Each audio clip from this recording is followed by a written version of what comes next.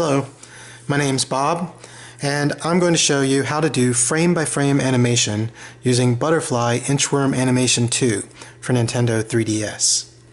When you first start the program, you get a blank canvas.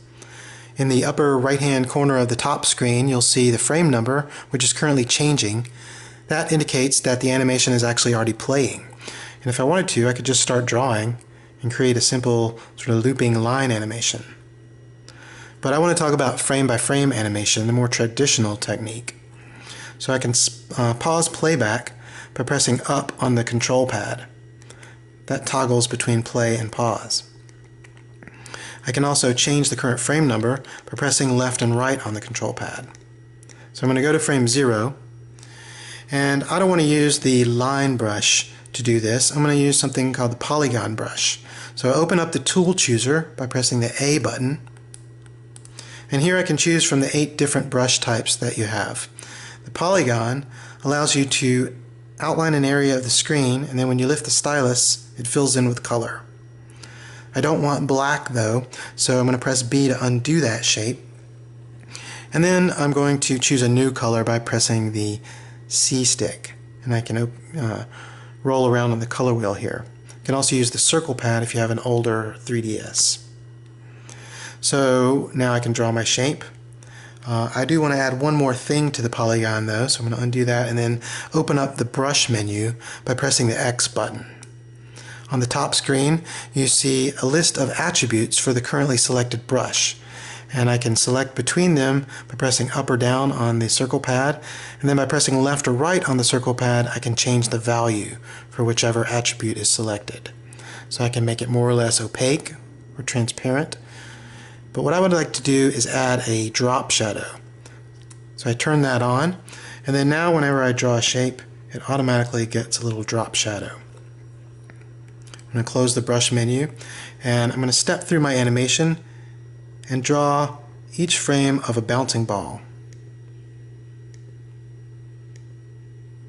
And one thing I can do to make this a little easier is open up the tool chooser and turn on onion skin. What that does is show me the current frame, but it also shows me a ghost image of the previous frame. So that can make it easier to see where to draw each new frame in the animation. I'm going to stop right here and open up the timeline. That's the Y button. And here I can just show you that my animation is composed of 2 different layers and a soundtrack. I wanted to show you this because if you look to the left of the layer 0 name, you see the number 24. That indicates that the layer has 24 individual cells in it, or drawings. So it's like I'm drawing on a stack of paper, and there's 24 sheets in the stack. What that means is that as I'm stepping through my frames, and I'm on frame 18, 19, 20, 21, 22, 23, when I hit 24, that means I've drawn on every page in the stack and I'm back at the beginning again. So the whole animation, the whole concept of animation in Butterfly is built around the idea of loops. So I'm going to turn off onion skin, and now when I hit play, it basically draws each of those 24 frames in order over and over again and forms a looping frame-by-frame animation. Now the last thing I'd like to do is show you how to add sound to this. So I'm going to go back to the timeline and then select the soundtrack.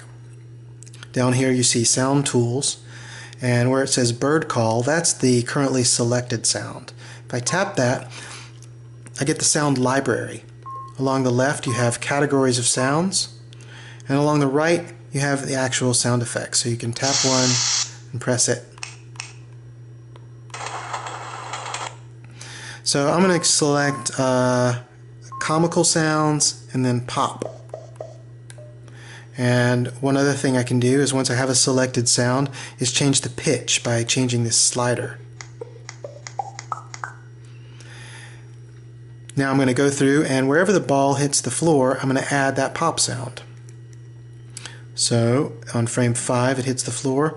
I press this plus icon, and that opens up a little pop-up menu where I say Add Sound Keyframe.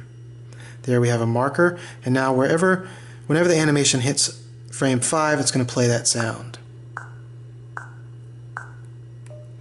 And I just want to step through the rest of my animation, and wherever the ball hits the ground, I'm going to add one of those pop sounds.